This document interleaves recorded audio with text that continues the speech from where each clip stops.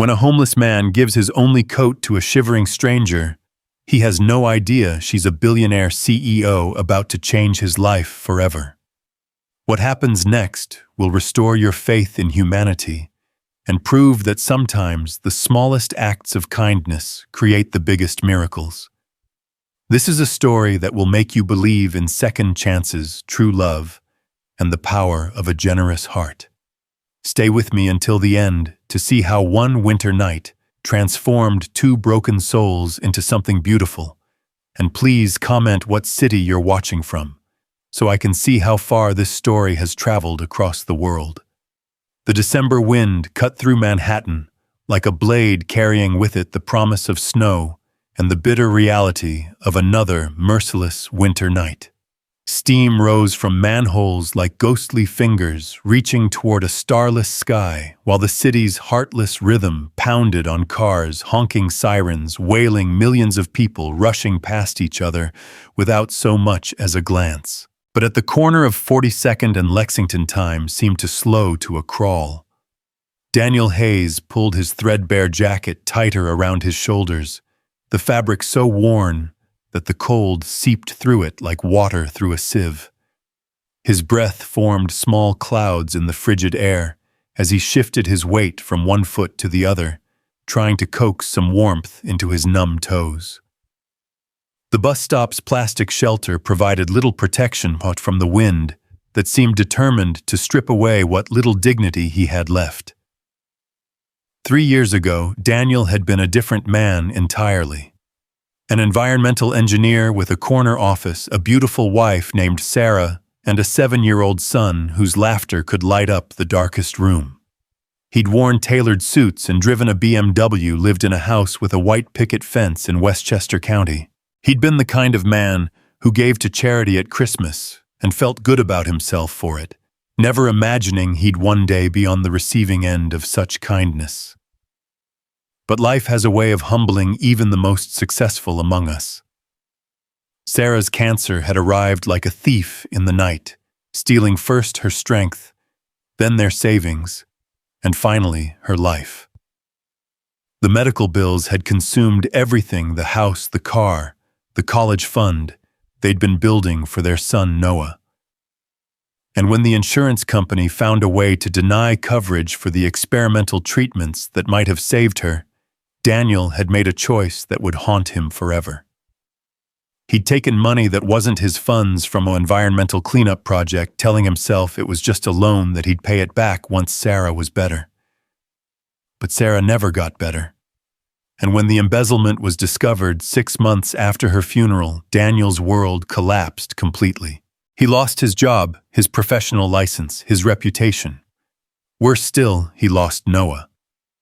Child Services had deemed him an unfit parent, a convicted felon with no income and no home, and placed his son with Sarah's sister in California.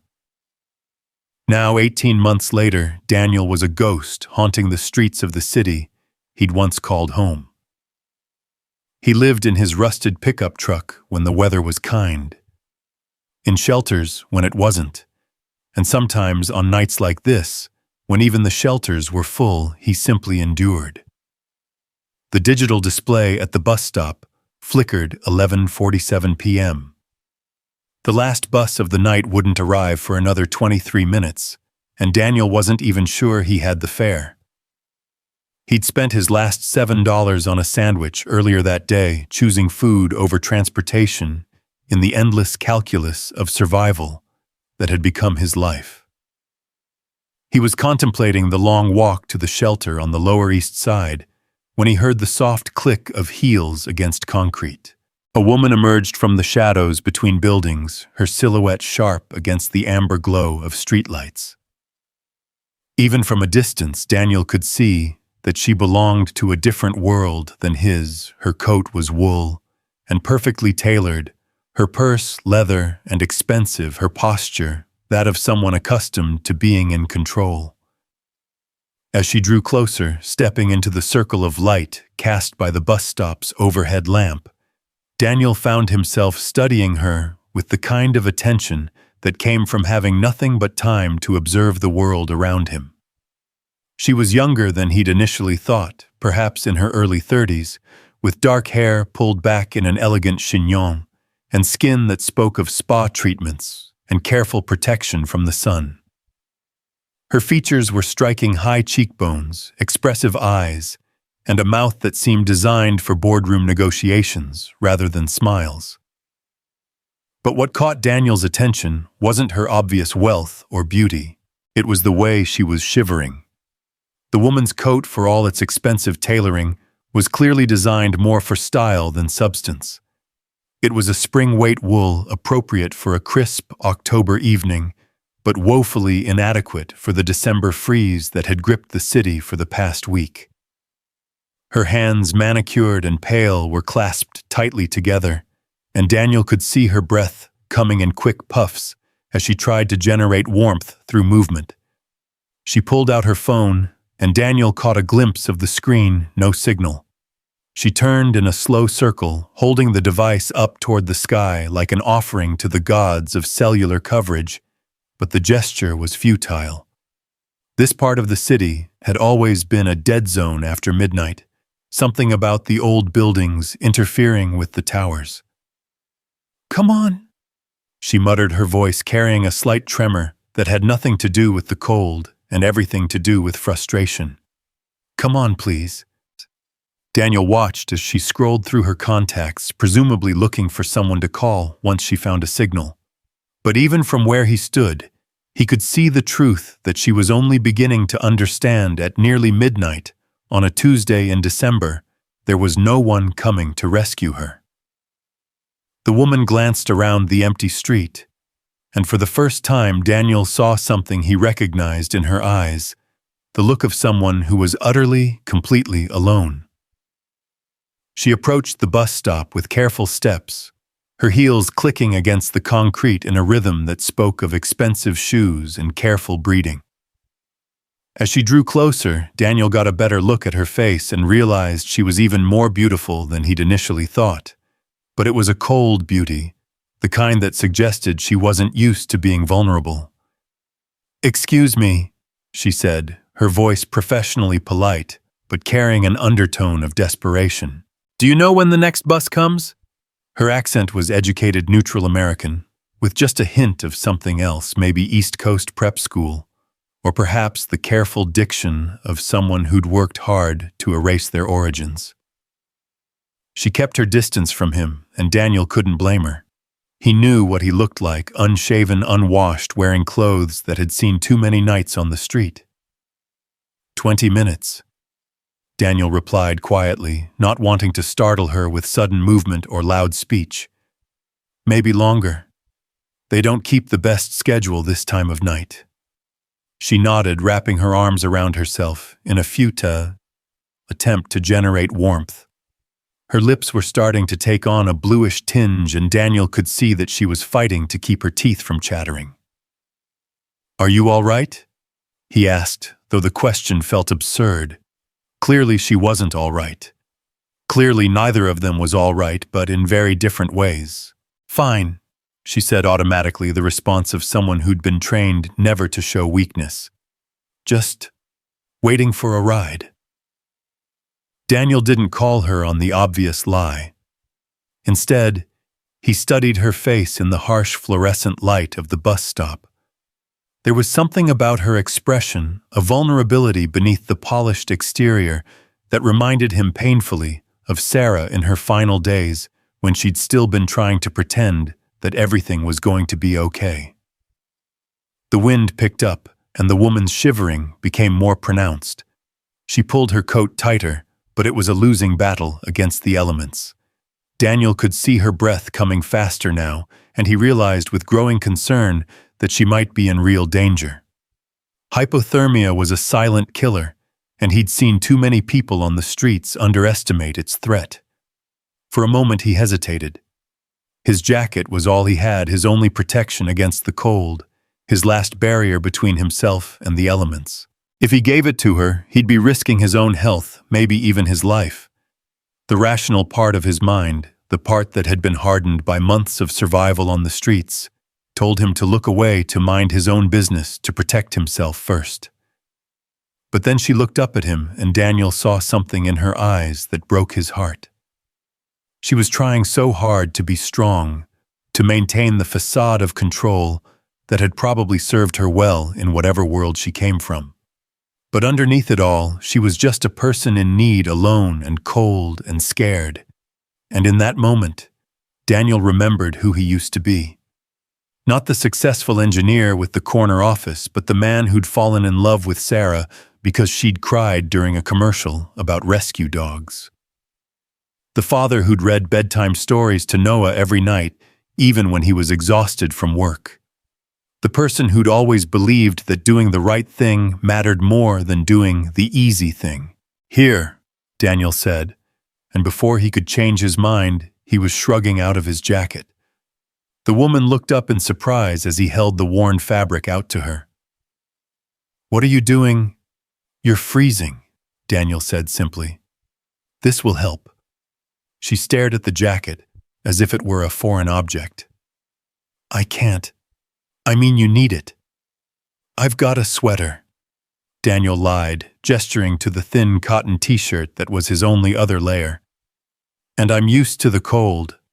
You're not."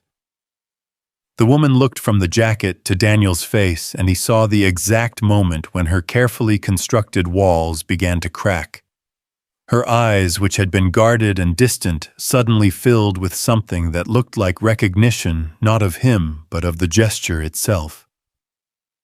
"I don't understand," she said softly. "Why would you?" "Because you need it more than I do," Daniel replied, still holding out the jacket. "And because—" He paused, searching for the right words. "Because sometimes we help each other. That's what people do." For a long moment, they stood there in the cold, two strangers separated by circumstances, but connected by the most fundamental human need, the need for kindness in a world that often seemed to have forgotten what it meant. Finally, with trembling fingers, she reached out and took the jacket. The moment the wool left Daniel's hands, the cold hit him like a physical blow. The wind cut through his t-shirt as if it were tissue paper, and he had to clench his jaw to keep his teeth from chattering. But watching the woman wrap his jacket around her shoulders, seeing the immediate relief on her face as the warmth enveloped her, he felt something he hadn't experienced in months, the satisfaction of having done something right. "Thank you," she whispered, and her voice was different now, softer, more human. "I'm Elena." "Daniel," he replied, shoving his hands deep into his pockets to hide their trembling. Elena looked down at the jacket, running her fingers over the worn fabric. It was a good jacket, or had been once. Daniel had bought it 5 years ago for a fishing trip with Noah, back when such luxuries were possible. It was a dark green canvas with a wool lining, practical and warm, though now faded and frayed at the edges. "This is a really nice jacket," Elena said, and there was something in her voice that Daniel couldn't quite identify. "It's been well loved." Daniel nodded, not trusting himself to speak. The jacket held too many memories, Noah wearing it when it was still too big for him, Sarah borrowing it for her morning walks before she got sick, the countless nights it had kept Daniel warm since he'd lost everything else. "I'll make sure you get it back," Elena said, and Daniel could hear the sincerity in her voice. "I promise." Before Daniel could respond, headlights swept across them as a black town car pulled up to the curb. Elena looked up in surprise, then pulled out her phone. Apparently, she'd finally gotten a signal. The driver, a middle-aged man in a dark suit, got out and opened the rear door. "Ms. Carter, I apologize for the delay. There was an accident on the FDR and—" "It's fine, Marcus," Elena said, but her voice had already begun to change, returning to the crisp, professional tone Daniel had first heard. The vulnerability was sliding away like makeup being washed off, revealing the polished executive underneath. She turned to Daniel, and for a moment he saw her struggle with something, duty perhaps, or protocol. Then she reached into her purse and pulled out a business card. "Elena Carter," she said, pressing the card into his hand. Carter Industries. If you ever need anything. Daniel looked down at the card. Even in the dim light, he could see the embossed logo, the quality of the cardstock. Carter Industries, he recognized the name. It was one of the largest development companies in the city, worth billions. He looked up at Elena with new eyes, understanding flooding through him. This wasn't just a wealthy woman who'd been caught in the cold. This was Elena Carter, the Elena Carter, the woman who'd been featured on magazine covers and business news programs, the youngest CEO to ever make the Fortune 500. And he'd just given his jacket to one of the most powerful people in New York City. Daniel began, but Elena was already moving toward the car.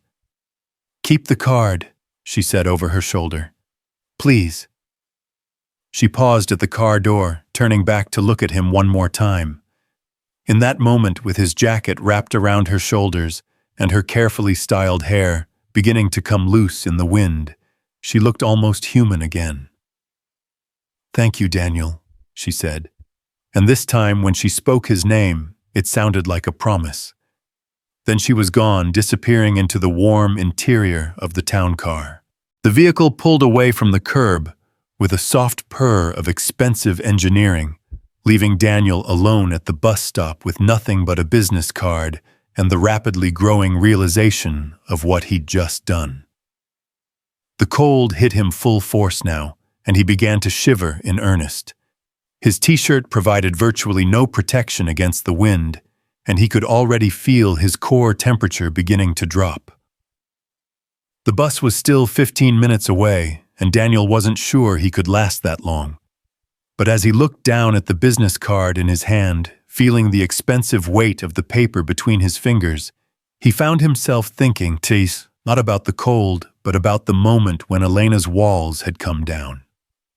There had been something in her eyes, something that suggested she understood what it meant to be alone in the world. A few snowflakes began to fall, dancing in the amber glow of the streetlights. Daniel pulled his arms tight against his chest and settled in to wait, the business card safely tucked in his pocket, next to the crumpled photo of Noah that he carried everywhere. He had no way of knowing that 20 blocks away, Elena Carter was sitting in the back of her town car, running her fingers over the worn fabric of his jacket and fighting back tears for the first time in years. He couldn't know that tucked into the inside pocket of that jacket was a child's drawing, a crayon picture of a man and a boy fishing together with "I love you, Daddy," written in Noah's careful 7-year-old handwriting. And he certainly couldn't know that this chance encounter, this simple act of kindness between strangers, was about to change both of their lives in ways neither could imagine. The snow continued to fall as Daniel waited for the bus, each flake catching the light like tiny stars. In his pocket, Elena Carter's business card grew warm from the heat of his hand, and somewhere in the back of his mind, a small voice whispered that maybe, just maybe, this was the beginning of something extraordinary. But for now, he was just a man without a coat, waiting for a bus that might never come, holding on to hope by the thinnest of threads.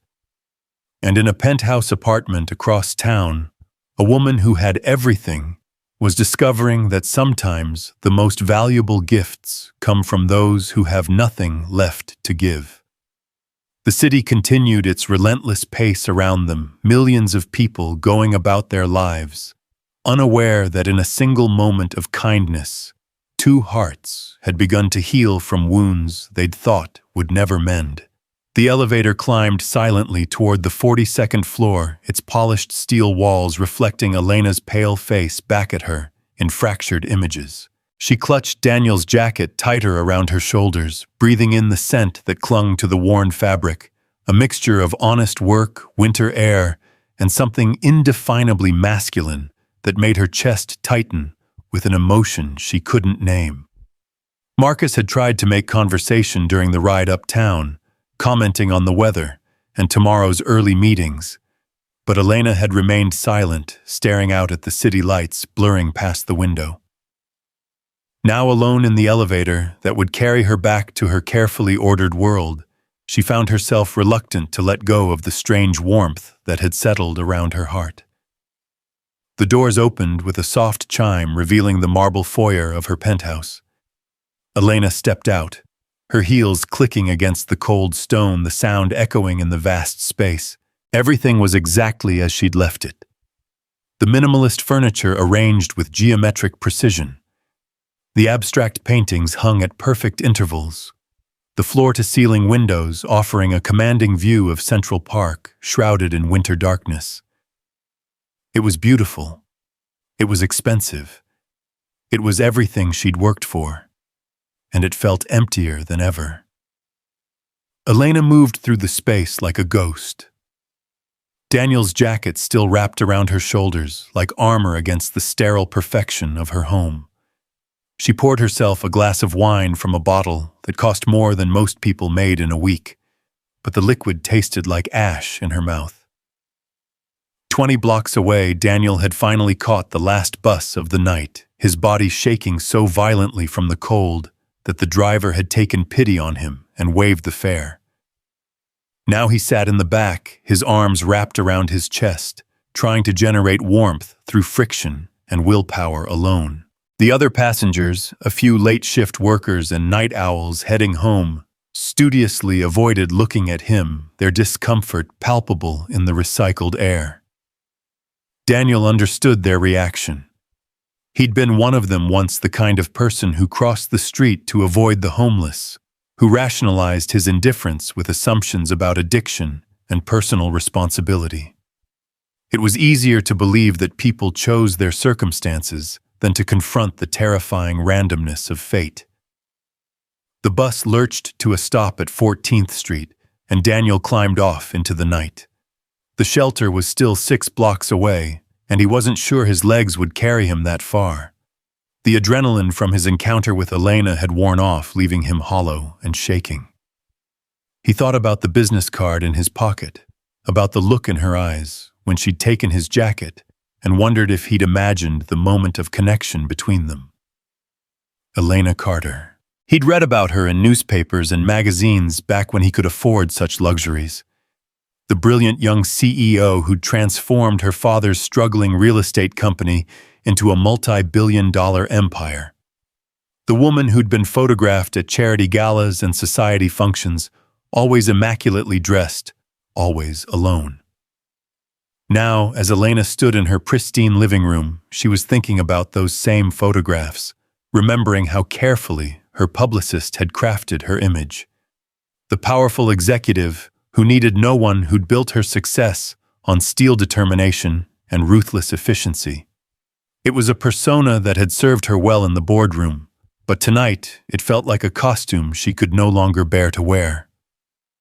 She moved toward her bedroom, intending to hang Daniel's jacket in her closet until she could figure out how to return it. But as she reached for the garment, her fingers brushed against something in the inside pocket, something that crinkled like paper. Elena hesitated. She'd been raised with impeccable manners, taught that going through someone's belongings was the height of impropriety. But curiosity won out over propriety, and she carefully extracted a folded piece of paper from the jacket's depths. It was a child's drawing, executed in crayon on construction paper, that had been folded and refolded so many times that the creases were beginning to tear. The artwork itself was simple, a stick figure, man, with dark hair, standing next to a smaller figure with a fishing pole. Between them, a blue squiggle suggested water, while overhead, a yellow circle served as the sun. But it was the words written in a child's careful hand that made Elena's breath catch in her throat. I love you, Daddy, Noah. Elena sank onto the edge of her bed, the drawing trembling in her hands. Daniel was a father. This worn jacket, the one he'd given her without hesitation, carried with it the love of a child who missed his daddy enough to put it down on paper with crayons and construction paper and all the fierce devotion that only a 7-year-old could muster. She studied the drawing more closely, noting the details that spoke of a child's intimate knowledge of his father's world. The man in the picture wore what looked like the same green jacket that now surrounded Elena's shoulders. The fishing pole was carefully rendered complete with a tiny hook and line, and in the corner, almost lost among the blue crayon waves, was a small heart with Noah plus Daddy written inside. Elena's eyes filled with tears, the first she'd shed in years. She tried to remember the last time she'd cried, but the memory was lost in the carefully constructed walls she'd built around her heart. Crying was weakness, her foster parents had taught her. Crying was self-indulgence that poor children couldn't afford. But tonight, alone in her penthouse with a stranger's jacket wrapped around her shoulders and his child's love letter in her hands, Elena finally let the tears fall. Meanwhile, Daniel had reached the shelter, only to find that the last bed had been taken 10 minutes earlier. The volunteer at the desk, a kind woman in her 60s, offered him coffee and a blanket, but the warming center was already at capacity. "I'm sorry, honey," she said, her voice full of genuine regret. "But there's supposed to be a break in the weather tomorrow. Maybe try the place on Houston Street, they sometimes have overflow space." Daniel nodded, accepting the coffee with hands that shook from more than just the cold. The Houston Street shelter was another mile away, and he wasn't sure he had the strength for the walk. He found himself thinking about Elena Carter's warm car, about the way she'd looked at him before she drove away. He pulled her business card from his pocket, studying the elegant script and embossed logo. Carter Industries. Elena Carter, Chief Executive Officer. An address on Fifth Avenue that put her office in one of the most expensive buildings in Manhattan. What would she think if she could see him now, Daniel wondered, sitting in a homeless shelter's lobby, clutching a cup of weak coffee and trying to work up the courage for another cold night on the streets. Would she remember the man who'd given her his jacket? Or would she see only what everyone else saw? A failure, a burden, a reminder of how quickly life could spiral out of control. Back in her penthouse, Elena was discovering the answer to that question. She'd changed into silk pajamas and a cashmere robe, but she couldn't bring herself to take off Daniel's jacket. Instead, she'd wrapped it over her expensive sleepwear, finding comfort in its worn softness and the lingering scent of its owner. She sat at her kitchen island. Noah's drawing spread before her like evidence of a life she'd never known. The kitchen was a marvel of modern design, Italian marble countertops, professional-grade appliances, custom cabinetry that had been featured in Architectural Digest. But tonight, it felt like a museum, beautiful and untouchable, and utterly devoid of the warmth that radiated from a child's crayon masterpiece. Elena found herself studying every detail of the drawing, trying to piece together the story it told. The careful way Noah had drawn his father's jacket, the joy evident in the stick figure's poses, the love that practically vibrated off the construction paper in waves of blue and yellow and green. When had she last felt that kind of uncomplicated affection? Elena tried to remember, but her childhood memories were a carefully edited collection of survival strategies and hard-won lessons. She'd learned early that love was conditional, that families could disappear without warning, that the only person she could truly count on was herself. She'd been 7 when her parents died in the car accident, old enough to remember them, but young enough to adapt to the foster system with the resilience that children somehow managed to summon. But adaptation wasn't the same as thriving, and Elena had learned to navigate a world where care came with conditions and affection had to be earned through perfect behavior and excellent grades. She'd succeeded, of course. Elena had always succeeded. Valedictorian at 18, full scholarship to Columbia MBA from Wharton with highest honors. She'd joined Carter Industries as an analyst, worked her way up through sheer determination and an almost supernatural ability to see patterns where others saw chaos. When Richard Carter had died of a heart attack 5 years ago, leaving his company in shambles and his board in chaos, Elena had been the only one with both the vision and the ruthlessness to save it. But success, she was discovering, was a cold companion on nights like this. Elena pulled out her laptop and typed Daniel's name into the search engine, not sure what she expected to find. The results were sparse and heartbreaking. A few news articles from 18 months ago about an environmental engineer convicted of embezzlement. A LinkedIn profile that hadn't been updated since his arrest. A brief mention in a local paper about a custody hearing. The details emerged like pieces of a puzzle. Daniel Hayes, age 38, formerly employed by Meridian Environmental Solutions, arrested for diverting funds from a cleanup project. Wife Sarah had died of cancer 7 months before his conviction. Son Noah, age 7, placed in care of relatives following his father's incarceration.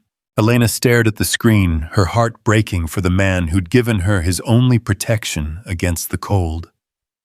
The articles painted a picture of a good man who'd made a terrible choice out of desperation and love. A father who'd tried to save his wife and lost everything in the process. She closed the laptop and picked up Noah's drawing again, understanding now why Daniel carried it with him like a talisman. It was proof that he'd once been loved unconditionally, that somewhere in California, a little boy was probably lying awake wondering when his daddy was coming home. The clock on Elena's stove read 2:17. But she felt more awake than she had in years. She moved to the wall of windows that dominated her living room, looking out at the city that stretched before her like a glittering circuit board. Somewhere out there, Daniel was facing another night on the streets. Somewhere out there, a child was missing his father. And here she was, surrounded by luxury and accomplishment, feeling emptier than she'd ever felt in her life. Elena had always prided herself on her rationality, on her ability to make decisions based on logic rather than emotion. But tonight, with Daniel's jacket wrapped around her shoulders and his son's love letter in her hands, she found herself making a choice that had nothing to do with logic and everything to do with the ache in her chest that had been growing stronger since the moment she'd looked into his eyes. She picked up her phone and scrolled through her contacts until she found the number for her head of security. James Morrison was a former FBI agent who handled sensitive matters for Carter Industries, the kind of man who could find anyone anywhere without asking uncomfortable questions. "Ms. Carter," James answered on the second ring, his voice alert despite the hour. "Is everything all right?" "I need you to find someone," Elena said without preamble. "Daniel Hayes. He's homeless, probably somewhere in Manhattan. I need to know where he is and what his situation is. Can you do that?" "Of course, may I ask?" "It's personal," Elena cut him off. "And James, I need this done quietly. No official channels, no paper trail. Just find him." "Understood. I'll have information for you by morning." Elena hung up and returned to the windows, watching the snow continue to fall over the city. She thought about Daniel shivering somewhere in the cold, about Noah sleeping in a strange bed 3,000 miles away, about the chain of circumstances that had brought them all to this moment. For the first time in her adult life, Elena Carter was about to do something that made no business sense, offered no strategic advantage, and promised no measurable return on investment. She was about to follow her heart, and the thought terrified and exhilarated her in equal measure. At that same moment, Daniel was walking through the snow-covered streets of Lower Manhattan, having given up on finding shelter for the night. The coffee had helped warm him from the inside, but without his jacket, the cold was beginning to take a serious toll. His fingers were numb, his lips blue, and he could feel the early stages of hypothermia setting in. He found himself thinking about the drawing in his jacket pocket, wondering if Elena had discovered it yet. The picture had been Noah's last gift to him, before the custody hearing pressed into his hands with the fierce urgency that only children seem to possess. "Keep it forever, Daddy," Noah had whispered, his small arms wrapped around Daniel's neck. "So you don't forget me." As if he could ever forget.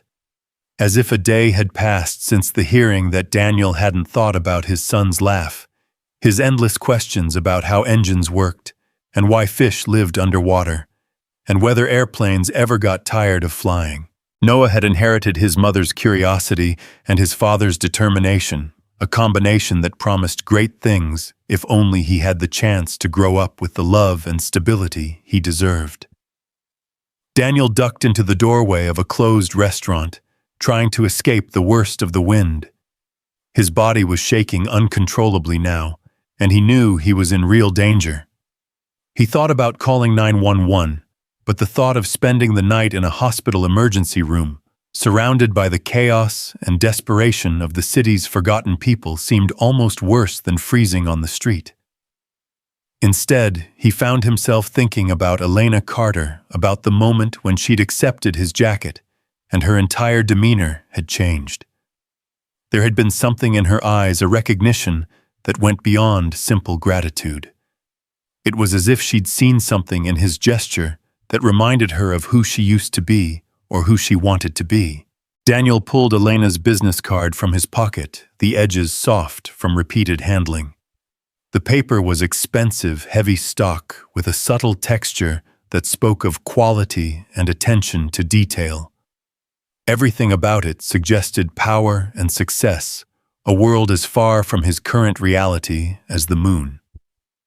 But he remembered the way Elena had looked at him, the genuine warmth in her voice when she'd said his name. Maybe, just maybe, the business card was more than just a polite gesture. Maybe it was an invitation to hope for something better. As the snow continued to fall and the city slept around him, Daniel Hayes made a decision that would have seemed impossible just 24 hours earlier. When morning came, he would call the number on Elena Carter's business card. He would take the chance that a billionaire CEO might remember a homeless man who'd given her his coat, and that sometimes miracles happened to people who'd stopped believing in them. But first, he had to survive the night.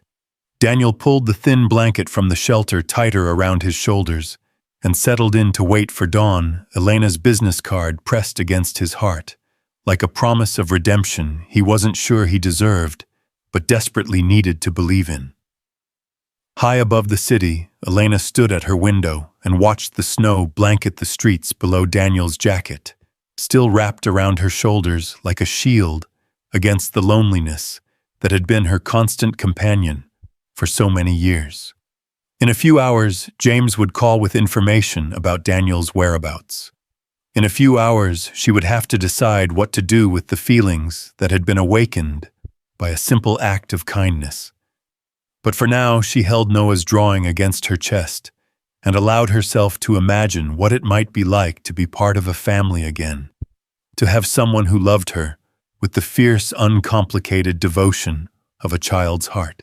The thought should have terrified her Elena Carter, who controlled billion-dollar deals and commanded corporate empires afraid of a 7-year-old's love.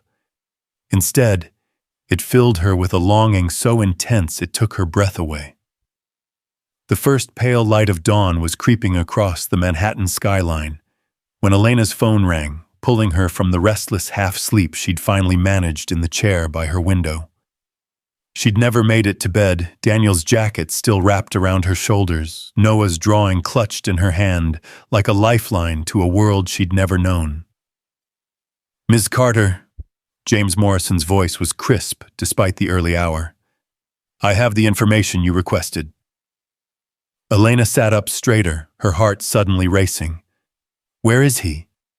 Daniel Hayes spent the night in a doorway on Broome Street. "He's currently at the Bowery Mission, where they serve breakfast starting at 6. Ms. Carter, I should tell you his situation is more dire than you might expect. No fixed address, no income, no support system. He's been on the streets for over a year." Elena closed her eyes, the image of Daniel shivering in a doorway, cutting through her like a blade. "What about his son?" There was a pause on the other end of the line. How did you know about... Just tell me about the boy James. Noah Hayes, age 7. He's in foster care with his aunt in San Diego. From what I can gather, Mr. Hayes has had minimal contact since losing custody. The aunt is less than enthusiastic about maintaining the relationship. Elena's grip tightened on the phone. What do you mean? She's moved twice since taking custody, and there's no indication that Mr. Hayes has been given the new addresses. It appears she's trying to sever the connection entirely. The words hit Elena like a physical blow. Somewhere in California, a little boy was being systematically separated from the father he loved, while that same father froze on the streets of New York, carrying his son's drawing like a sacred relic. There's something else, James continued. Mr. Hayes has a medical condition, diabetes. Without proper medication and nutrition, his situation is becoming increasingly dangerous. Elena stood abruptly, pacing to the window, as the implications crashed over her. Daniel wasn't just homeless.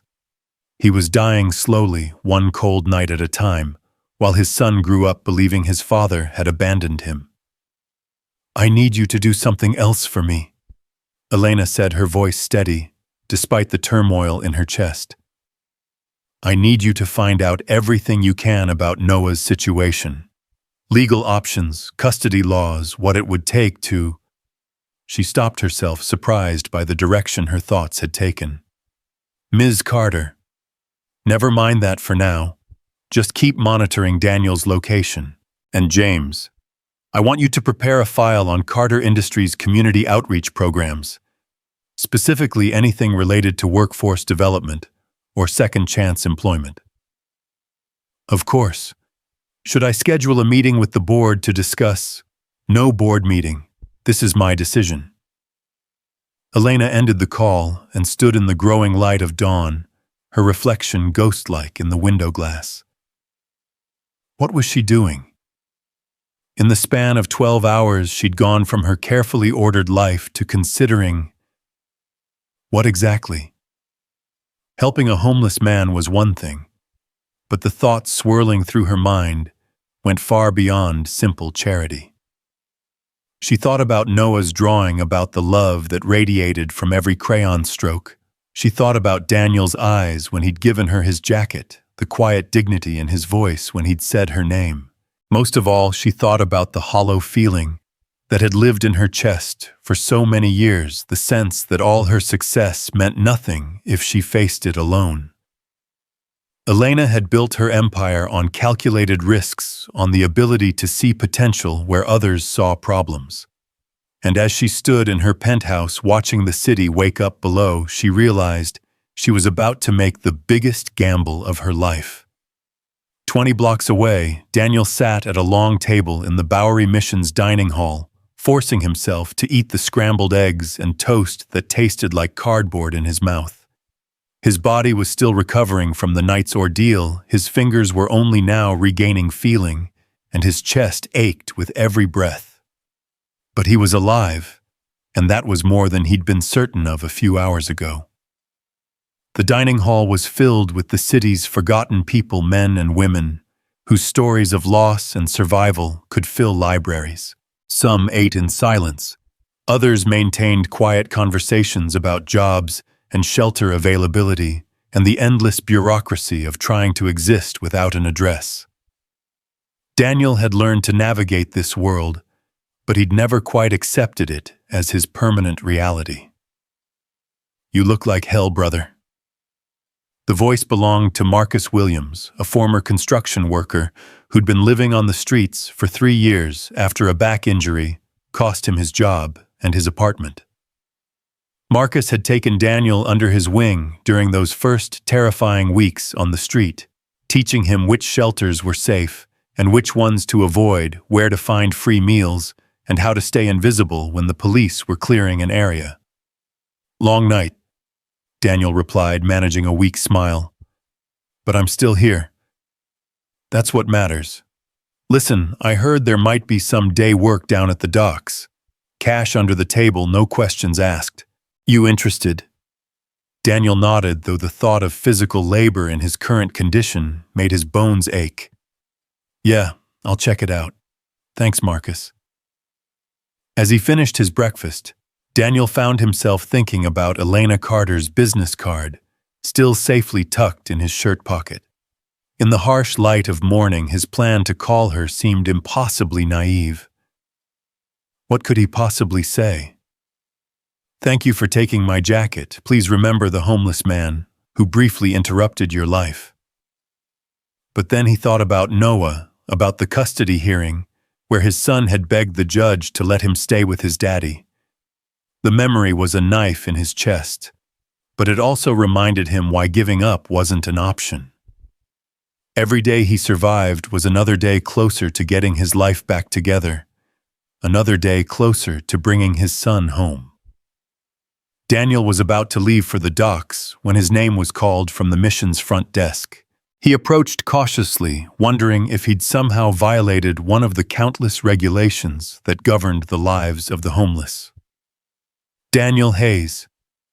The woman behind the desk was middle-aged and kind, with graying hair and tired eyes that had seen too much suffering.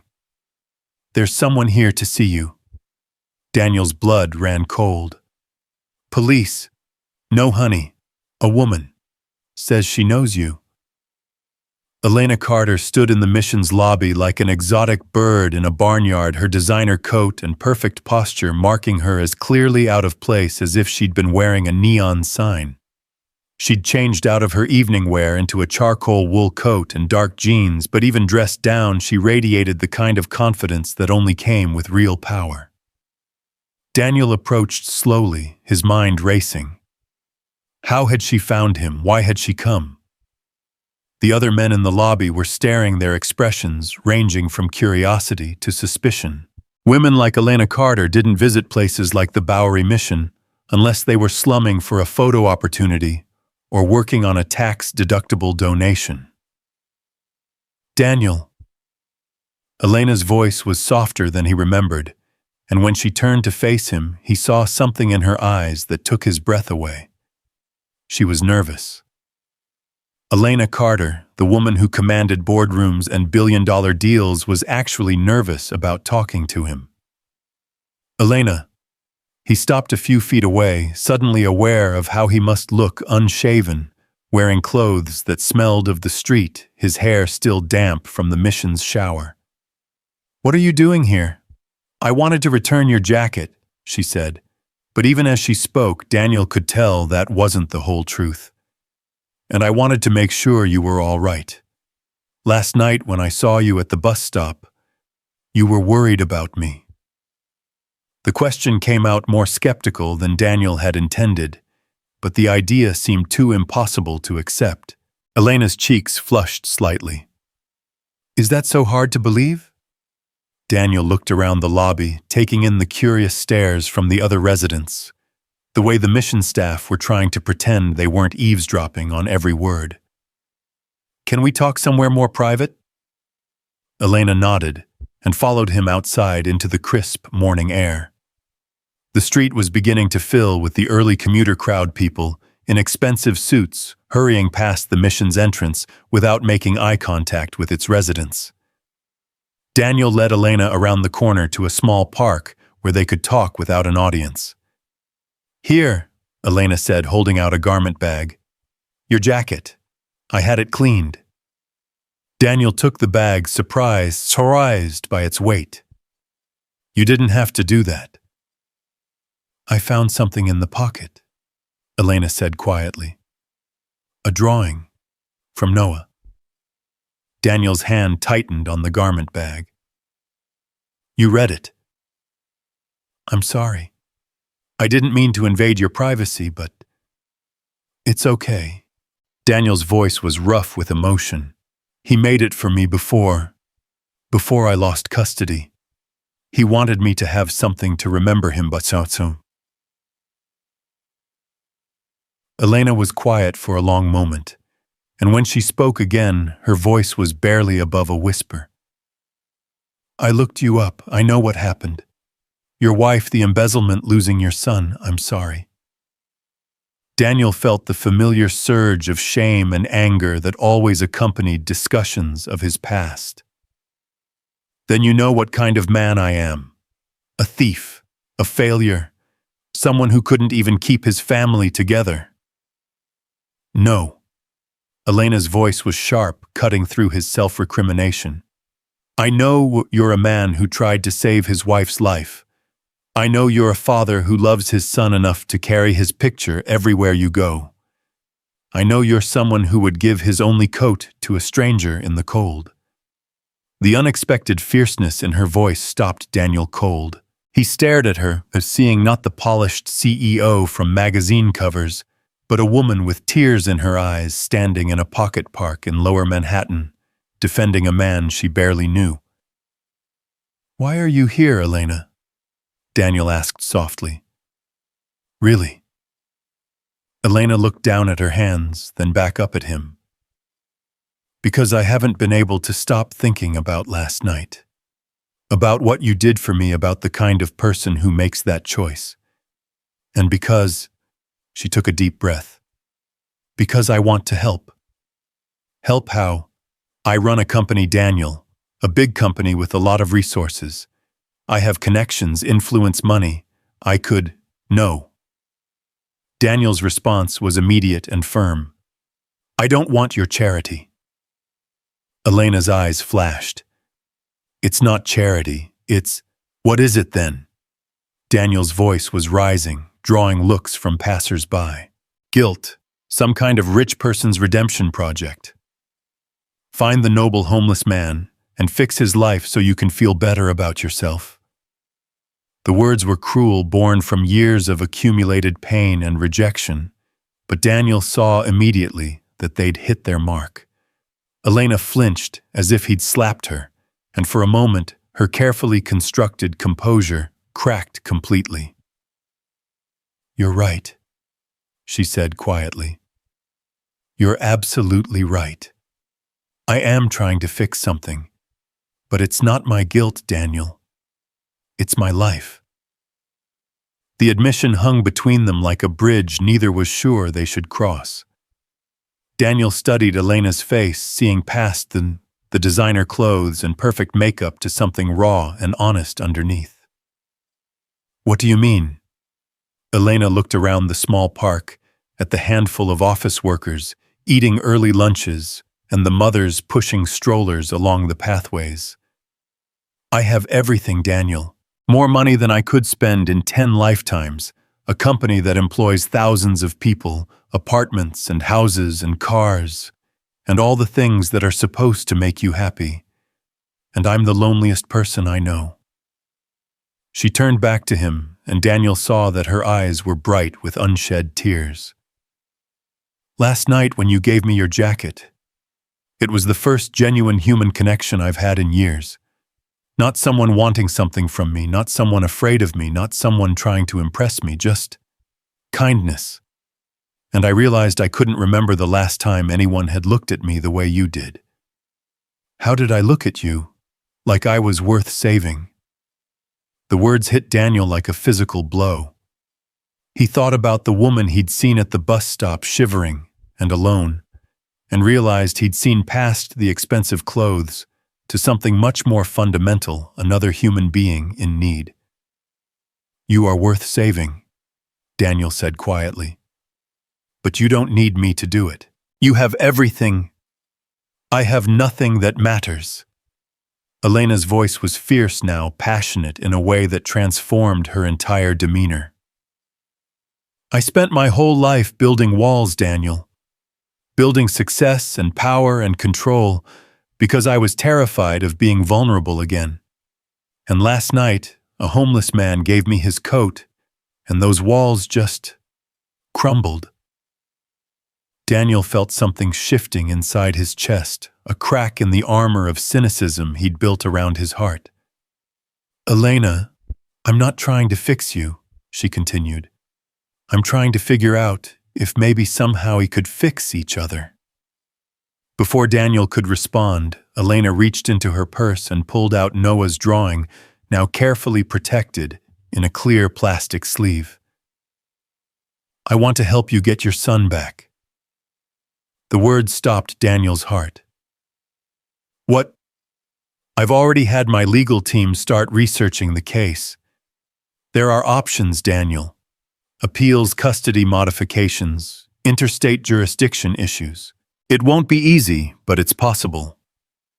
Daniel stared at the drawing in Elena's hands, his son's careful crayon strokes now somehow precious beyond measure. "Why would you do that?" "Because every child deserves to be with a parent who loves them that much. Because I know what it's like to grow up without that connection. And because—" Elena paused, seeming to gather her courage. "Because I think I'm falling in love with a man who would give away his only protection from the cold to help a stranger." The confession hung in the air between them, brave and terrifying, and completely honest. Daniel felt the world tilt on its axis. Everything he thought he knew about his life suddenly called into question. "You don't know me," Daniel said weakly. "You don't know what I've done, what I'm capable of." "I know enough." Elena stepped closer, her voice gentle but unwavering. "I know you're a good man who made a mistake out of love. I know you're a father who carries his son's picture like a prayer. I know you're someone who chooses kindness even when kindness has been in short supply in your own life." Daniel looked into Elena's eyes and saw something that terrified and exhilarated him in equal measure. He saw hope, not the desperate, clinging hope he'd sustained himself with for months, but real, tangible hope, backed by resources and determination, and the kind of love he'd thought was lost to him forever. "What are you asking me to do?" Daniel whispered. "I'm asking you to trust me. I'm asking you to let me help you rebuild your life, not as charity, but as partnership. I'm asking you to consider the possibility that sometimes the universe puts two broken people in each other's path, because together they might become something whole." Elena reached out tentatively, her fingers brushing against Daniel's hand. "I'm asking you to come home with me, Daniel, to let me give you a place to sleep and food to eat, and the stability you need to fight for your son. And in return, maybe you could teach me what it feels like to be part of a family again." Daniel stared at her, this powerful woman who could buy and sell entire city blocks, asking him, a homeless man with nothing to offer but a damaged heart and the desperate love of a father, to save her from a loneliness she'd finally found the courage to admit. "Elena, Don't answer now," she said quickly. "Think about it. Take the day, take the week if you need it. But Daniel—" She pressed Noah's drawing into his hands. "Your son needs his father, and maybe his father needs to remember that he's worthy of love too." She turned to go, then stopped and looked back at him one more time. "I'll be at my office if you want to talk. Carter Industries, 5th Avenue. Ask for me personally, they'll know to let you up." Elena walked away, leaving Daniel standing in the small park with his son's drawing in one hand and the weight of impossible hope pressing against his chest like a bird trying to take flight. Around him, the city continued its relentless pace, millions of people pursuing their own dreams and disasters, unaware that in a pocket of green space in Lower Manhattan, a homeless man was contemplating a second chance at redemption that seemed too good to be true. But as Daniel looked down at Noah's careful crayon drawing, at the words, "I love you, Daddy," written in a child's earnest hand, he realized that maybe some things were worth believing in after all. Maybe some risks were worth taking, even when the fall could destroy what little remained of his heart. Maybe, just maybe, it was time to stop surviving and start living again. Daniel carefully folded the drawing and put it back in his pocket next to Elena Carter's business card. Then he turned toward 5th Avenue, toward a future he couldn't quite imagine, but was finally ready to reach for one uncertain step at a time. Daniel stood on the corner of 5th Avenue and 42nd Street for nearly an hour, watching the endless stream of perfectly dressed people flowing in and out of the Carter Industries building, like blood through the arteries of capitalism. The glass and steel tower stretched 43 floors into the gray December sky, its facade reflecting the city back at itself in pristine, distorted fragments. He'd walked the 26 blocks from the park, slowly, his mind churning, with Elena's words, her impossible offer, the look in her eyes when she'd said she might be falling in love with him. Every rational thought told him to walk away, to return to the familiar misery of the streets, rather than risk the kind of hope that could destroy what little remained of his sanity. But Noah's drawing burned against his chest like a talisman, and Elena's business card had grown soft from the warmth of his fingers. 3 times he'd approached the building's entrance, and 3 times he'd turned away, paralyzed by the magnitude of what she was offering, and terrified of what it might cost them both. "You going in, or just admiring the architecture?" The voice belonged to a security guard who'd emerged from the lobby, a man in his 50s with kind eyes, and the patient demeanor of someone who'd seen every variety of human behavior in his years of watching New York's streets. Daniel looked down at himself, still wearing the mission's donated clothes, his hair still damp from their communal shower, carrying the unmistakable markers of homelessness that made him invisible to most of the city's residents. "I have an appointment," he said, the words feeling strange in his mouth. The guard studied him for a moment, and Daniel braced himself for the inevitable dismissal. Instead, the man nodded toward the entrance. "Ms. Carter's expecting you. She left word with the front desk, Daniel Hayes, VIP treatment, no questions asked. That's you, I'm guessing." Daniel nodded, stunned by the casual way the guard delivered this information, as if billionaire CEOs regularly left instructions for homeless men to be given VIP treatment. 38th floor executive suite. They'll take care of you at reception. The guard held the door open with a smile that contained no judgment, only professional courtesy. "And son, whatever brought you here today, I hope it works out for you." The lobby of Carter Industries was a cathedral of modern commerce, all marble floors and soaring ceilings, abstract art that probably cost more than most people's homes, and the subtle hum of serious money being made in serious ways.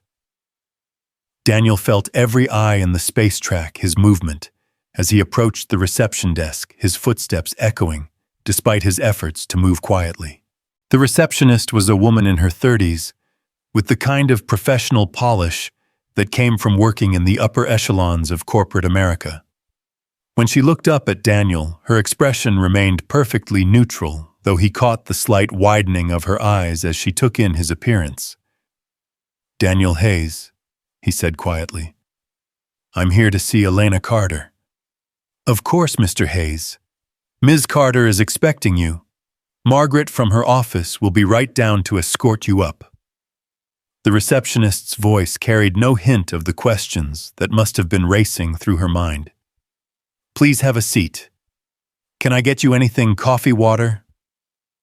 Daniel accepted a bottle of water and sat in one of the leather chairs that probably cost more than he'd ever made in a month. Around him, the lobby hummed with activity, executives in $1,000 suits, assistants carrying tablets and cell phones, the occasional client being ushered toward the elevator banks, with the kind of deference reserved for people who moved markets with their decisions. "Mr. Hayes." A woman in her 40s approached wearing a navy blue dress and the confident smile of someone who managed the impossible on a daily basis. "I'm Margaret Wilson, Ms. Carter's executive assistant. She's ready to see you now." The elevator ride to the 38th floor was silent except for the soft, classical music piped through hidden speakers. Margaret made no small talk, for which Daniel was grateful. He spent the 40-second journey trying to prepare himself for whatever was about to happen, but realized There was no preparation for this kind of moment. Elena's office was a monument to controlled power, with floor-to-ceiling windows that offered a commanding view of Central Park and the city beyond. The furniture was understated, but clearly expensive, the kind of pieces that whispered rather than shouted their quality. But what struck Daniel most was how personal the space felt, despite its corporate grandeur. Framed photographs on the desk books that looked actually read rather than decoratively arranged, a small collection of what appeared to be children's artwork mounted on one wall.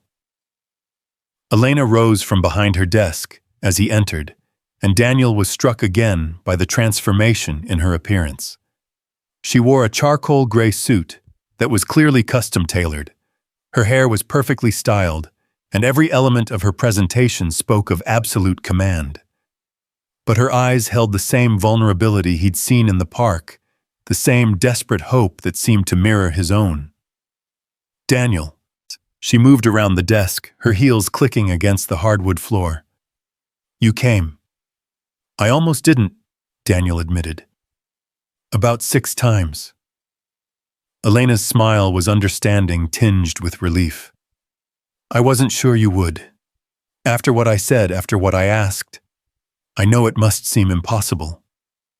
"Impossible is one word for it." Daniel looked around the office, taking in the obvious trappings of success. "Elena, I need you to understand something.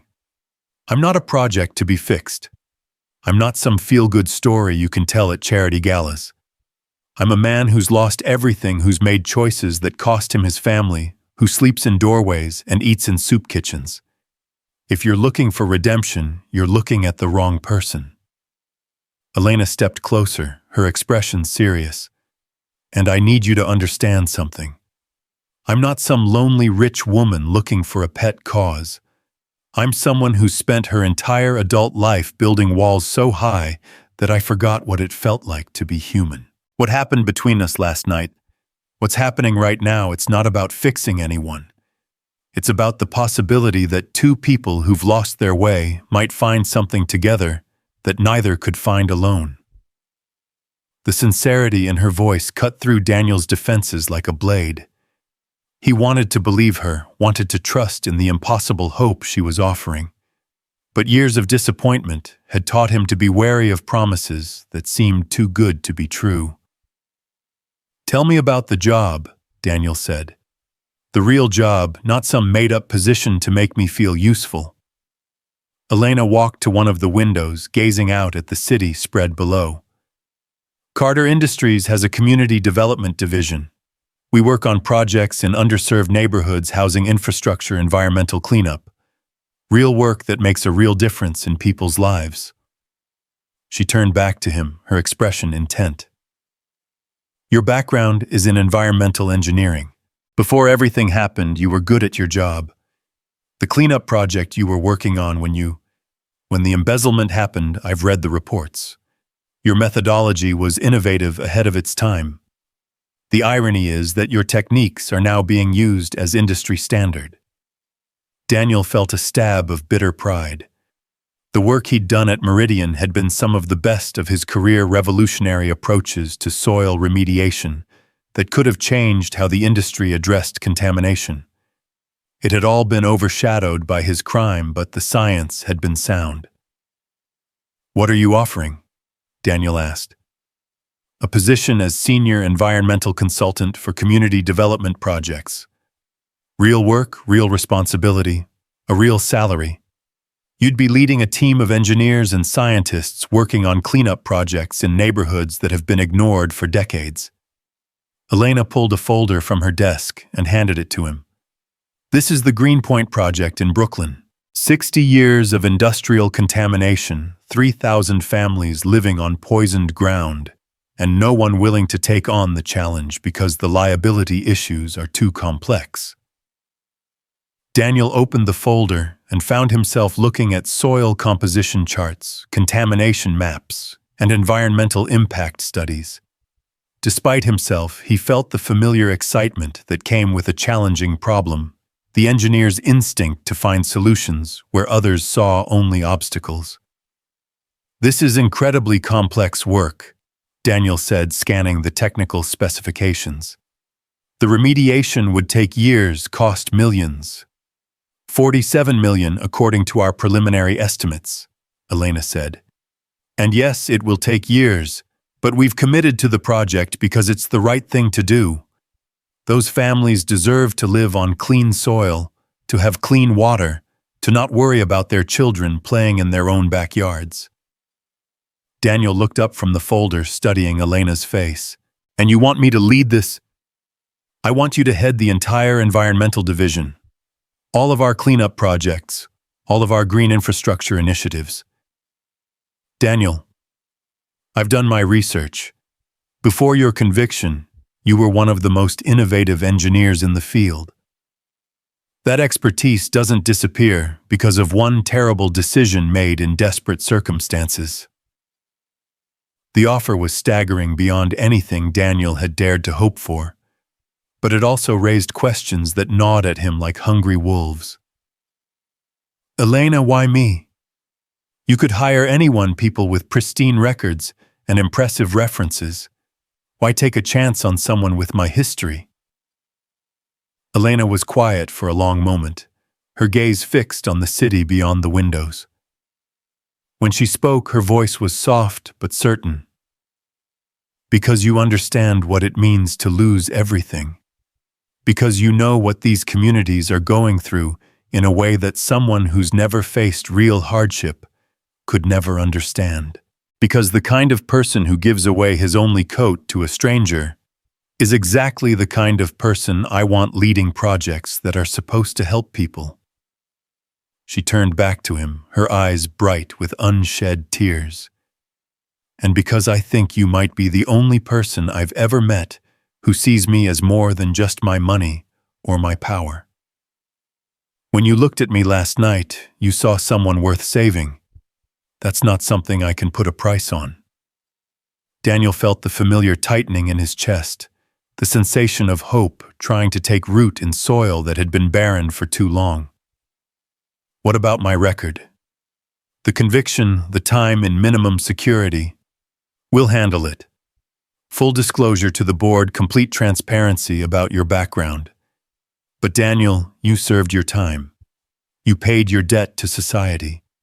Everyone deserves a second chance, especially someone who lost everything trying to save the person they loved most. The words hung between them like a bridge, and Daniel realized he was standing at a crossroads that would define the rest of his life. He could walk away, return to the streets and the familiar misery of survival. Or he could take Elena's hand and step into a future that seemed too bright to be real. There's something else, Elena said, and the sudden nervousness in her voice made Daniel's heart race. I want to help you get Noah back. The folder slipped from Daniel's hands, papers scattering across the expensive carpet. What? I've already retained the best family law attorney in California. Sarah Martinez. She specializes in custody cases involving wrongful separation. She thinks we have grounds for an appeal, especially if you can demonstrate stable employment and housing. Daniel sank into one of the leather chairs, overwhelmed by the magnitude of what Elena was proposing. Elena, you don't understand. The judge, the social worker, they all agreed that I was unfit. They said Noah was better off without me. They said a homeless ex-convict with no income was unfit to raise a child. They never said a successful environmental engineer with stable employment and a loving heart was unfit to be a father. Elena knelt beside his chair, her hand gently covering his. Daniel, I've seen Noah's drawing. I've seen the way you carry his memory, like it's the most precious thing in the world. That little boy needs his father, and his father needs to believe he's worthy of love. Daniel stared down at their joined hands, Elena's manicured fingers intertwined with his work-roughened ones. The touch was electric, sending warmth through his body that had nothing to do with physical comfort and everything to do with human connection. Why are you doing this? Daniel whispered. Really? Not the corporate social responsibility answer, not the feel-good justification. Why are you risking everything for someone you barely know? Elena's grip on his hand tightened. Because 24 hours ago, I was standing in my empty penthouse surrounded by everything I thought I wanted, and I realized I had nothing that actually mattered. No one who loved me for who I was rather than what I could do for them. No one who would miss me if I disappeared tomorrow. She took a shaky breath, her composure finally cracking.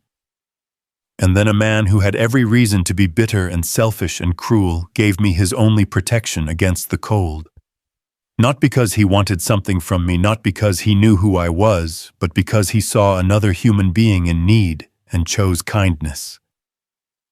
Tears were flowing freely down Elena's cheeks now, and Daniel found himself reaching up to wipe them away with his thumb.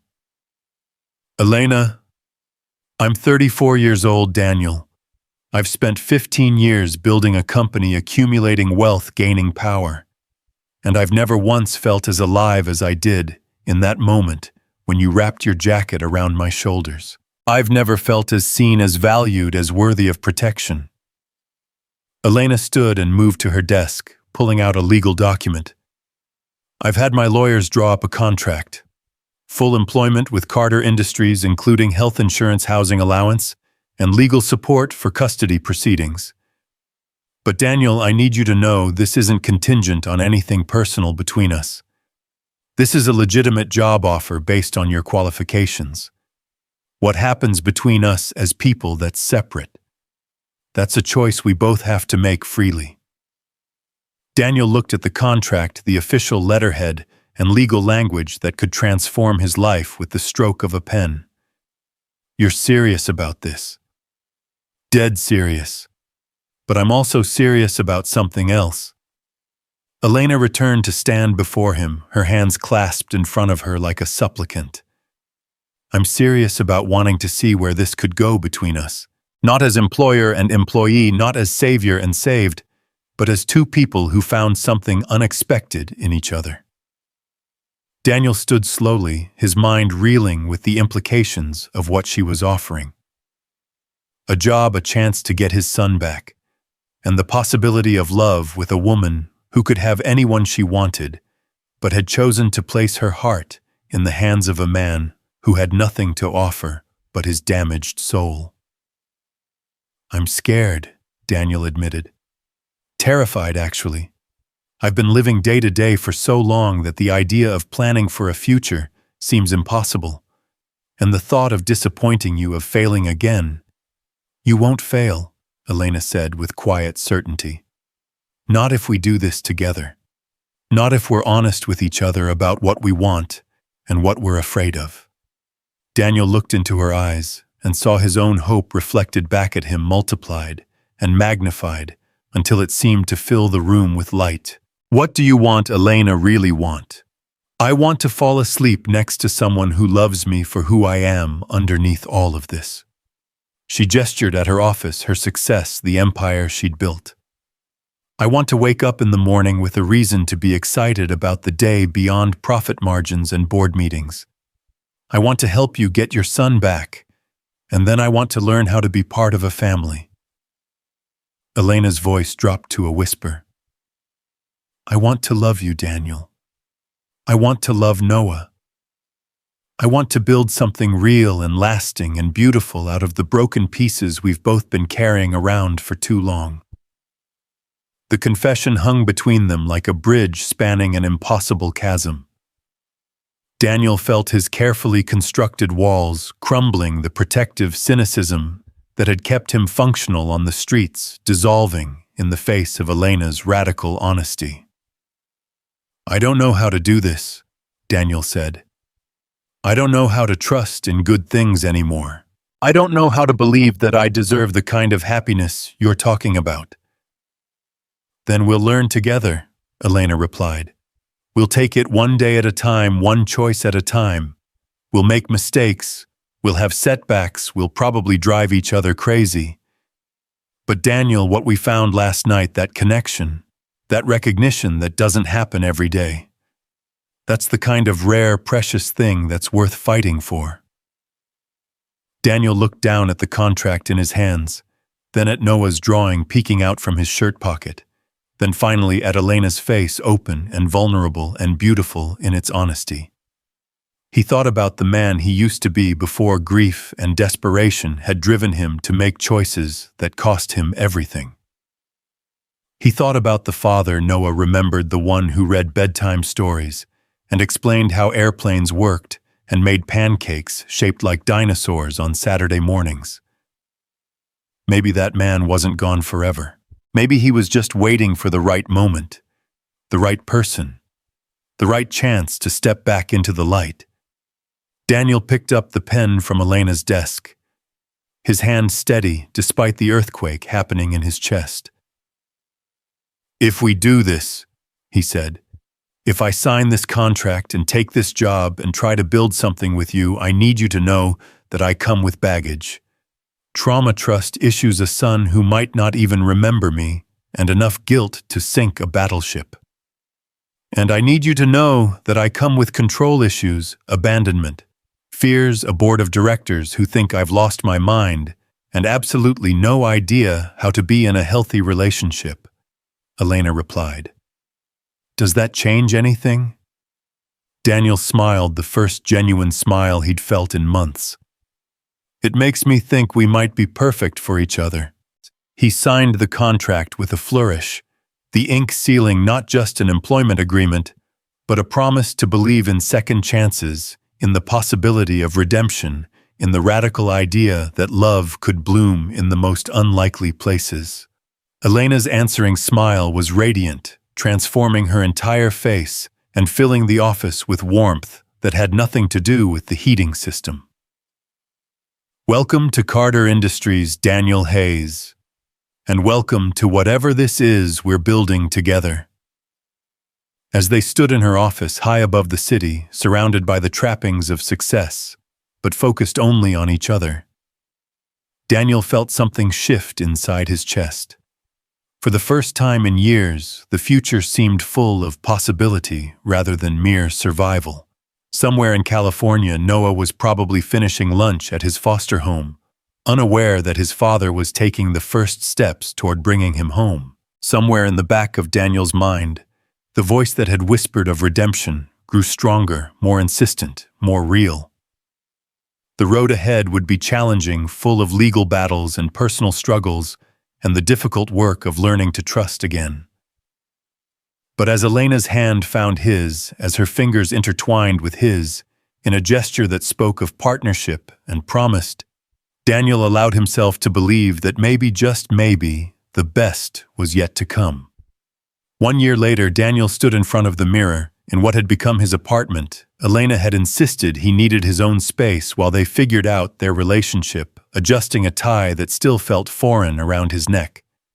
The morning light streaming through the windows caught the silver frame on his dresser, and he paused to look at the photograph inside. Noah, gap-toothed and grinning arms wrapped around his father's neck during their first reunion visit 6 months ago. The legal battle had been longer and more complicated than either Daniel or Elena had anticipated. Sarah Martinez, the family attorney Elena had retained, had warned them that custody cases involving previous criminal convictions were always uphill battles, even when the circumstances were sympathetic. But Elena had been relentless, using every resource at her disposal, while being careful not to overstep the legal boundaries that could have jeopardized their case.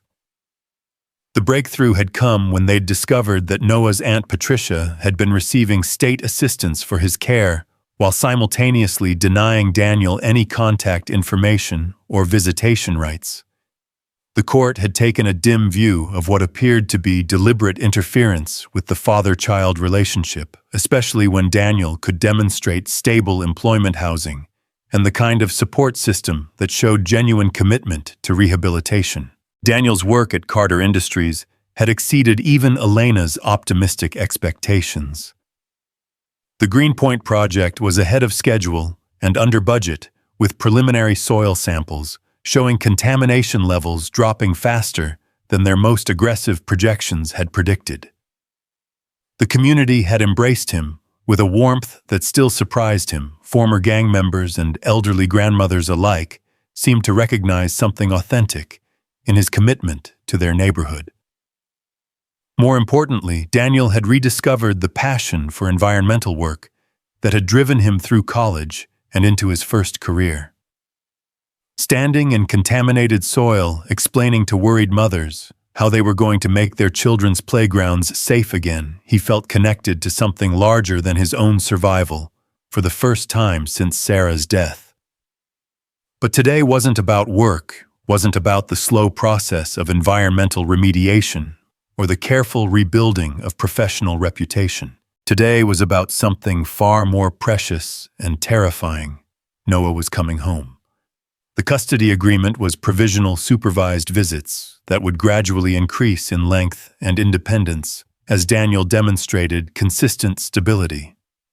But it was a beginning, a crack in the wall that had separated him from his son for almost 2 years.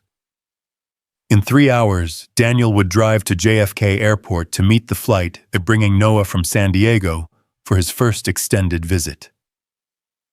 Elena knocked on his apartment door at precisely 9:30, as punctual as always, but carrying a nervous energy that Daniel had learned to recognize. She'd been as invested in the custody case as if Noah were her own child, spending countless hours with attorneys and social workers, quietly using her influence to ensure that Daniel's case received the attention it deserved, without appearing to buy favorable treatment. "You ready for this?" Elena asked, though her own hands were trembling slightly as she straightened his tie with unnecessary precision. "No," Daniel admitted. "But I don't think anyone's ever ready to see their child for the first time in 2 years. I keep wondering if he'll remember me, if he'll want to come home, if I'll know how to be his father again." Elena's fingers stilled on his collar, and she looked up into his eyes with the kind of direct gaze that had first captured his attention that night at the bus stop. "Daniel Hayes, you never stopped being his father. Not when you lost your job, not when you lost your home, not when you lost custody. You carried that little boy's love with you through everything, and that's not something you can lose or forget how to do." Over the past year, Daniel had watched Elena slowly shed the protective armor she'd worn in the boardroom, revealing layers of vulnerability and humor and fierce loyalty that took his breath away. She'd supported his recovery without trying to control it, had celebrated his professional victories without claiming credit for making them possible, and had somehow managed to love him through his darkest moments of doubt and self-recrimination. They'd moved slowly, both too damaged by their respective pasts to rush into anything that felt like permanence. But somewhere along the way, Elena's penthouse had begun to feel like home in a way Daniel's apartment never quite managed. Somewhere along the way, he'd started imagining a future that included not just survival, but genuine happiness. The drive to the airport took them through neighborhoods Daniel had come to know intimately through his work communities, where families struggled with the invisible legacy of industrial contamination, where children played on soil that had been poisoned by decades of corporate negligence and governmental indifference. But there were signs of hope everywhere now. Green spaces reclaimed from brownfields, community gardens where toxin-resistant plants were slowly beginning to heal the earth. "I've been thinking," Elena said, as they navigated the airport traffic, her voice carrying the careful tone she used when broaching subjects she wasn't sure how to discuss. "About after Noah gets settled, about what comes next for us." Daniel's heart rate spiked, though he tried to keep his voice casual. "What about it?" "I want us to move in together. Officially, permanently. I want to wake up next to you every morning and fall asleep next to you every night. I want to help you raise Noah if he'll let me. I want to build something real with you, something that lasts." The confession hung between them like a bridge, and Daniel felt the familiar vertigo that came with the possibility of genuine happiness. "Elena, I know it's fast. I know there are complications with Noah adjusting, and the custody situation still being provisional. But Daniel, I love you. Not the project version of you, not the success story you've become, but you. The man who gave me his coat, who carries his son's drawing like a prayer, who chooses kindness, even when kindness seems impossible. Elena pulled into the airport parking structure, but neither of them made any move to get out of the car. I've never felt safer with another person than I feel with you. I've never felt more seen, more understood, more valued for who I am underneath all the money and power and corporate success. Daniel reached across the center console and took her hand, marveling at how perfectly their fingers fit together. I love you too. More than I thought it was possible to love another person after Sarah. But Elena, are you sure about this? About taking on an 8-year-old boy who might resent you for replacing his mother? About the complications of blending our lives when everything still feels so fragile? I'm terrified, Elena admitted with a laugh that bordered on hysteria. Absolutely terrified. I don't know how to be a stepmother, how to love someone else's child, how to navigate the complexities of a family that's been broken and rebuilt. But I know I want to try. I know that what we have is worth fighting for. They walked through the terminal hand in hand past the countless travelers pursuing their own journeys toward connection or separation, reunion, or farewell. Daniel's stomach churned with anxiety as they approached the arrival gate, his mind cycling through every possible disaster scenario while trying to focus on Elena's steady presence beside him. The flight from San Diego was on time, and Daniel found himself scanning the crowd of disembarking passengers with desperate intensity. Then suddenly, there he was, Noah 8 years old now, and taller than Daniel remembered, carrying a backpack that looked almost as big as he was, his dark hair, Sarah's hair, falling into eyes that were unmistakably his father's. For a moment, father and son simply stared at each other across the crowded gate area, 2 years of separation and longing compressed into a single heartbeat. Then Noah dropped his backpack and ran his small body, launching itself into Daniel's arms, with the kind of faith that only children possess. Daddy. Noah's voice was muffled against Daniel's shoulder, but the word rang through the airport like a bell, announcing to the world that some bonds were stronger than time or distance or the accumulated weight of human failure. Daniel held his son as if he were made of spun glass, memorizing the weight of him, the scent of his hair, the fierce grip of his arms around his father's neck. Hey, buddy, he whispered, his voice thick with tears he didn't bother to hide. I missed you so much. I missed you too, Daddy. Aunt Patricia said you were sick, that you couldn't take care of me anymore. But I knew that was wrong. I knew you'd come back for me. The simple faith in Noah's voice broke something open in Daniel's chest, a reservoir of guilt and self-doubt that had been poisoning him for 2 years. His son had never stopped believing in him, had never stopped waiting for the father who'd carried his drawing like a sacred text through the darkest period of his life. Elena stood a few feet away, giving them space for their reunion, while tears streamed openly down her cheeks. Daniel looked up and caught her eye, extending his free hand toward her in invitation. She approached slowly, her expression uncertain, and Daniel realized she was as nervous about meeting Noah as he'd been about seeing his son again. Noah, Daniel said softly, I want you to meet someone very important to me. This is Elena. Noah studied Elena with the frank assessment that 8-year-olds brought to all new situations. She'd dressed carefully for this meeting, jeans and a sweater instead of her usual business attire, her hair pulled back in a simple ponytail. Everything calculated to seem approachable rather than intimidating. Are you Daddy's girlfriend? Noah asked with characteristic directness. Elena's cheeks flushed pink, but her voice was steady when she replied, I am. Is that okay with you? Noah considered this for a long moment, his gaze moving between his father and Elena, with an intensity that suggested he understood the significance of this moment better than most adults would have given him credit for. "Do you love my daddy?" Noah asked. "Very much," Elena replied without hesitation. "And do you love me?" The question hung in the air like a challenge, and Daniel held his breath as he watched Elena struggle with how to answer honestly, without overstepping boundaries that hadn't been established yet. "I don't know you well enough to love you yet," Elena said carefully. "But I would very much like to get to know you, and I think if you give me a chance I could love you very much. Would that be okay with you?" Noah nodded solemnly, then surprised them both by stepping forward and wrapping his arms around Elena's waist. "Daddy's been sad for a long time," he said matter-of-factly. "I'm glad you make him happy."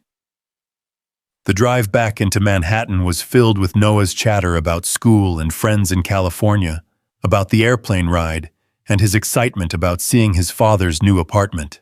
But underneath the surface conversation, Daniel could sense his son processing the enormous changes in their lives, trying to understand how the pieces of their fractured family might fit back together. Daniel's apartment had been transformed for Noah's visit. Elena had helped him set up a bedroom with furniture chosen specifically for an 8-year-old boy, a bed shaped like a race car, walls painted in Noah's favorite shade of blue, shelves waiting to be filled with books and toys, and all the accumulated treasures of childhood.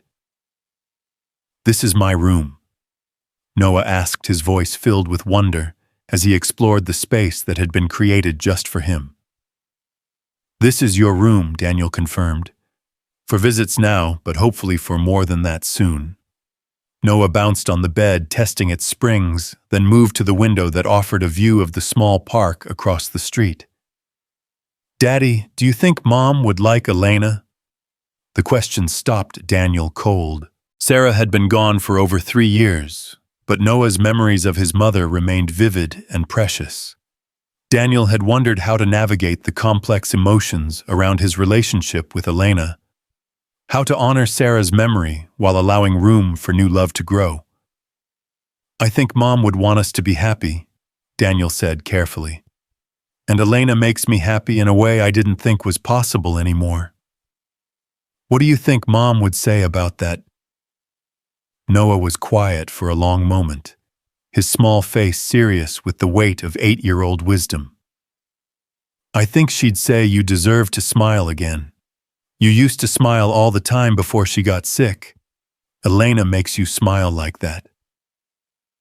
The observation was so astute, so understanding of emotional complexities that most adults struggled with that Daniel found himself speechless. His son had inherited Sarah's emotional intelligence, along with her dark hair, her ability to see straight to the heart of things that others found confusing. Over the next few days, Daniel watched in amazement as Elena and Noah began to develop their own relationship.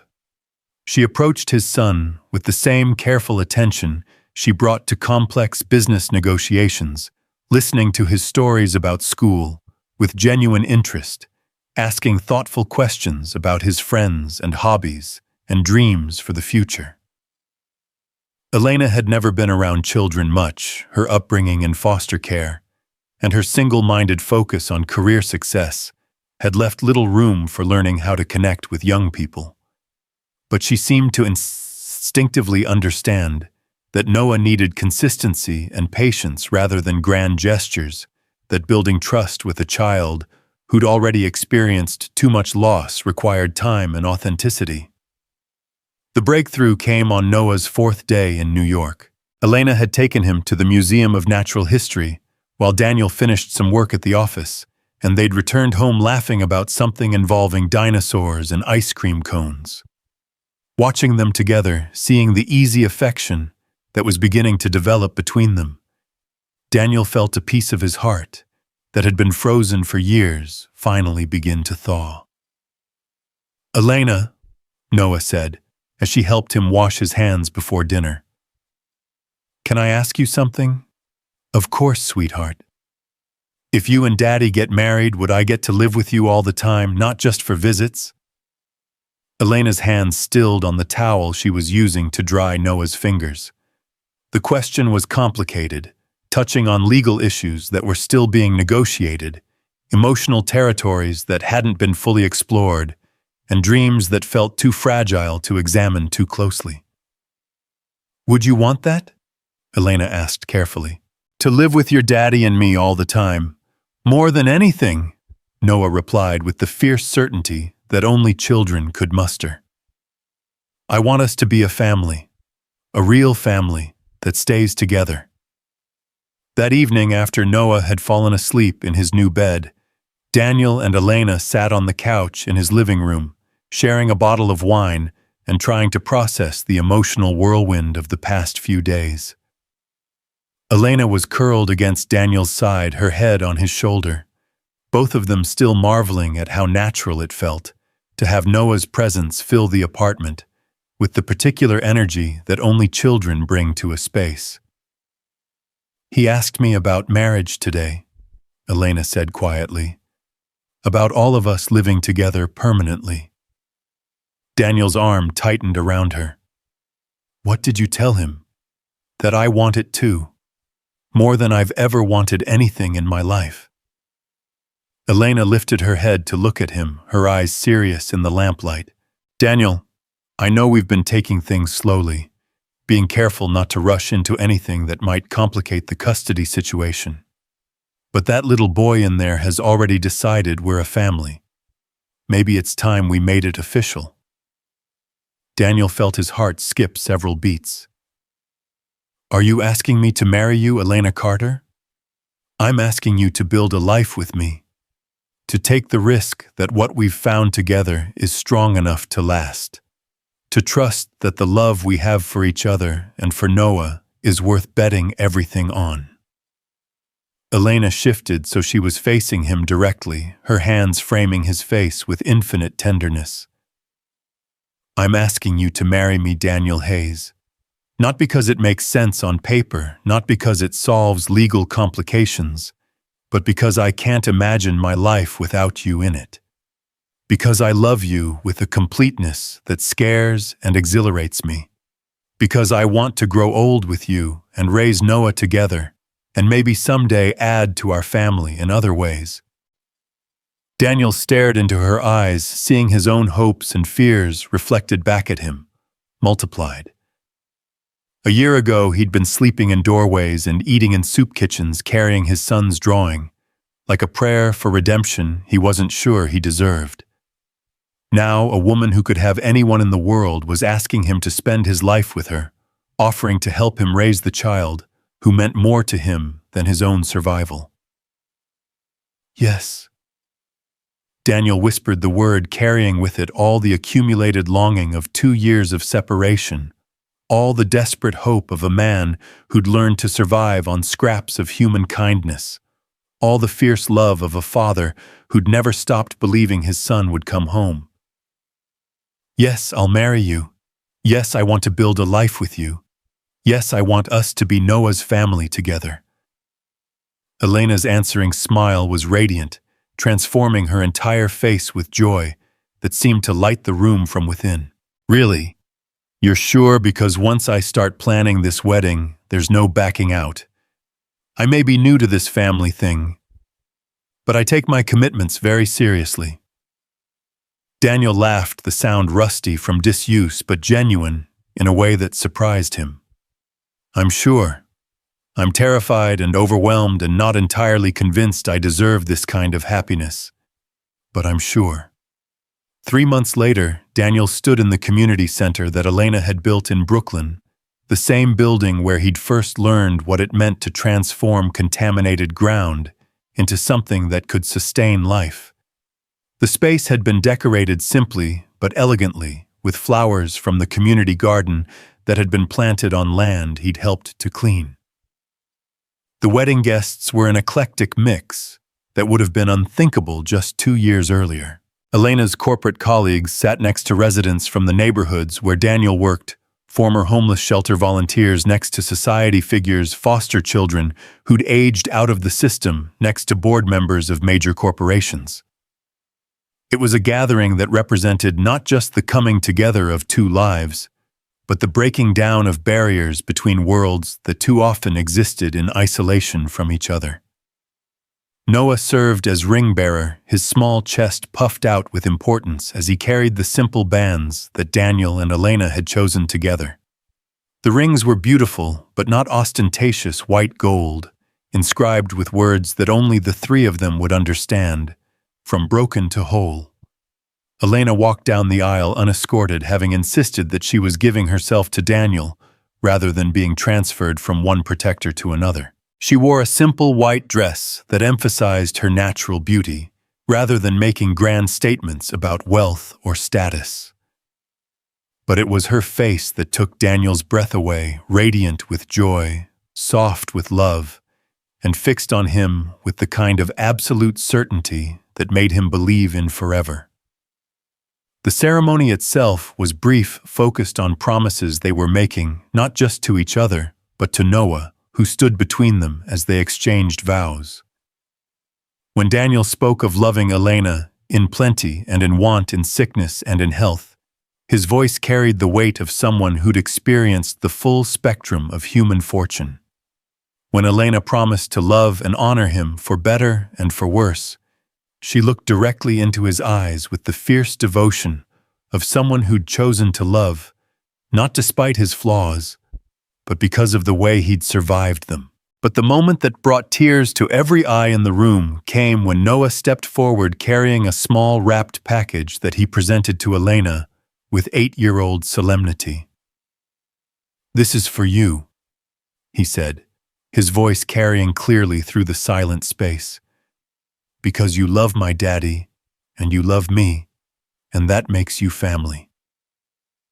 Elena unwrapped the package with trembling fingers, revealing a small, framed drawing, executed in careful crayon strokes. It showed 3 figures standing in front of a house, a man, a woman, and a small boy with "Our Family" written across the top in Noah's painstaking handwriting. Below the figures in smaller letters he'd added, "Love never ends." Elena's tears fell freely as she knelt to hug Noah, whispering words of gratitude and love that only he could hear. Daniel watched his wife and his son embracing these 2 people who'd somehow found their way into his life and transformed his understanding of what family could mean. The reception was held in the same space with tables laden with food prepared by volunteers from the neighborhoods where Daniel worked. Children from the community center played between the tables while their parents shared stories about how the cleanup projects had changed their lives. Elena's colleagues from Carter Industries mingled with social workers and former convicts, teachers, and construction workers, creating the kind of diverse celebration that reflected the unconventional family that was being born.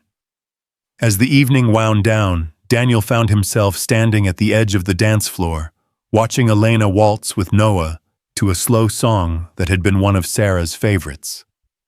His son's small hand was placed carefully on Elena's waist, his face serious with concentration as he tried to remember the steps she'd taught him earlier.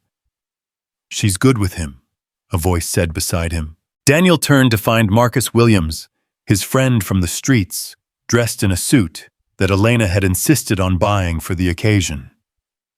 Marcus had been one of Daniel's first hires when he'd expanded the environmental team, his years of construction experience proving invaluable on the remediation projects. "She loves him," Daniel replied, watching as Elena spun Noah in a careful circle that made the boy giggle with delight. "I never expected that part.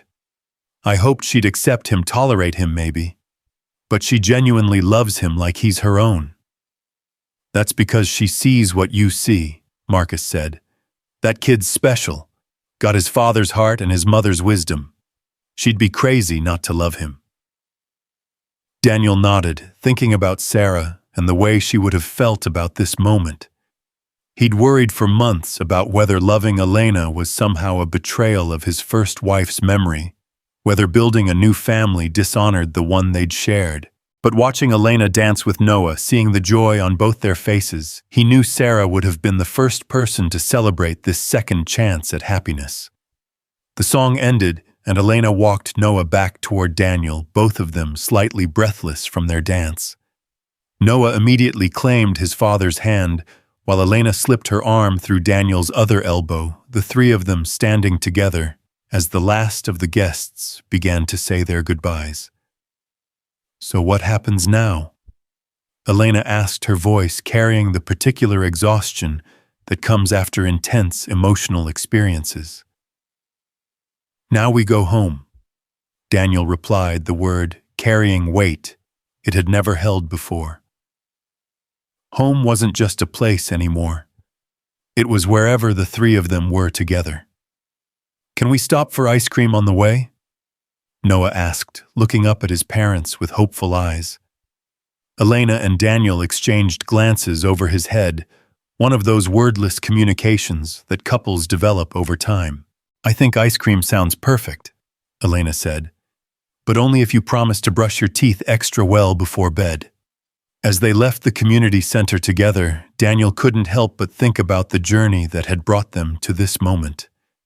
18 months ago, he'd been a broken man, sleeping in doorways, carrying his son's drawing like a talisman against despair. Elena had been a lonely CEO surrounded by wealth, but starved for genuine human connection. Now they walked through the Brooklyn streets as a family, Noah skipping between them, while chattering about wedding cake and dancing, and whether they could get a dog now that they were officially married. The transformation seemed impossible, like something from a fairy tale rather than real life. But as Elena's hand found his in the darkness, as Noah's laughter echoed off the buildings around them, Daniel realized that the most profound changes often began with the smallest gestures. A coat given to a stranger in the cold. A moment of recognition between two damaged souls. The choice to believe that kindness mattered, that love was possible, that broken things could be made whole again.